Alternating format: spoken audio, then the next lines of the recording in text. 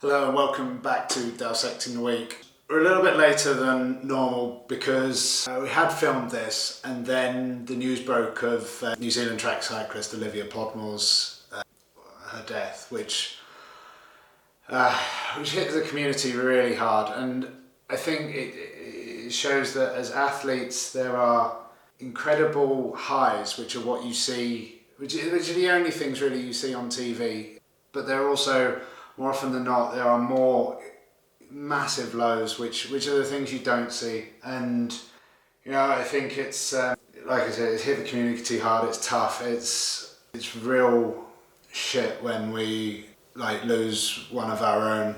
Especially when it potentially could have been avoidable. In light of that, all the revenue taken from this video, the advertising revenue, will be going directly to Mind, which is a charity that helps mental health and it helps prevent cases like Olivia Podmore. So from my family, from Chanel and I, our sincerest thoughts and condolences to everyone that knew Olivia and especially to her sort of close family and friends. With the video, we'll crack on. I'll keep it short because it doesn't feel right, but there were some things. My heroes of the week were mostly team pursuiters, and actually we all know how fast Denmark and Italy went, but the New Zealand track team were desperately unlucky with that crash in the final against Australia, which was looking to be an absolute belter of a ride-off. It just looked personal between Australia and New Zealand, and ultimately New Zealand did a 3:42 in the qualifiers, and that's something that just wasn't talked about because they were just pipped by Italy. So New Zealand have recorded the third fastest team pursuit time in history with a 3:42. I want to talk about the GB lads, and there was some criticism last week about being too patriotic, but I do want to talk about the GB lads because before I was wrongly of the opinion that the GB lads, perhaps we'd got so good at the team pursuit, is a case of if you step into that team pursuit team, you're kind of guaranteed a gold medal. But actually, as I watched the team pursuit unfold and I was involved in GB on a more personal level in my hope to be at Tokyo, I realised how wrong I was, and actually the pressure in stepping into those shoes, into those wheels of lining up alongside Ed Clancy and absolute legends of the team pursuit like Stephen Burke and Pete Kenyon, Geraint Thomas, Bradley Wiggins. It's a colossal amount of pressure, and it was a massively young team. And in the final, seventh was not what was justified in light of the crash with Charlie Tanfield and the Danes. I'm not going to sit here and say they would have won it, but I think seventh wasn't a fair representation of where they would have finished. And they clocked a 3:45 in the end, which was just still an astonishing time. And that's with the pressure that's on them, I thought that was massive. So hats off to them. My heroes of the week would again on the patriotic side of Jason and Laura Kenny, because Jason's Kieran was nothing short of mind-blowing. We saw in the match sprinting, perhaps he wasn't quite on the pace of the Dutch riders, and he used his head, and I'm a massive advocate for that. I think in racing, this is racing, and Jason saw a gap and he went and relied on everyone looking at each other, which they did, and it was a huge win. It just sent sort of shivers down me.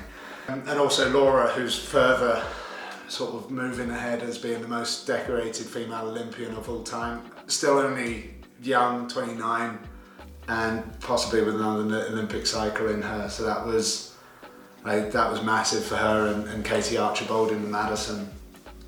And in the pro scene, Mikael Lander and my teammate Ben Hermans won Burgos and Arctic, which for Lander sort of looks real after his bad luck at the Giro, looks real positively ahead for the Vuelta. And Ben, I was gutted not to be at the Arctic, but I would rather have not been there and then win with a healthy team than me go there and risk it. So Ben was a classy win in Arctic. My WTF of the week was actually the derny and the Kieran. It feels like we've been downgraded every Olympic cycle. And I know we need an electric bike for the Kieran, and I thought the Rio bike was decent. It still had presence, and the Tokyo bike just looked like something you'd get from basically a low-end e-mountain bike, like a really low-end e-mountain bike, and it's just a little bit underwhelming in my mind. I think the derny has to have some presence. Like in the old times, back in it would have been 2012, you had the sort of the lawnmower engine derny, and you could hear it. When the derny started up, you knew the race was on, and when it swung off, you knew the race was going and starting, and there was kind of a presence there. But now with the e-bike, it's just a little bit underwhelming. So I hope for Paris that gets rectified in something that is still electric, but just has a little bit more presence than the derny.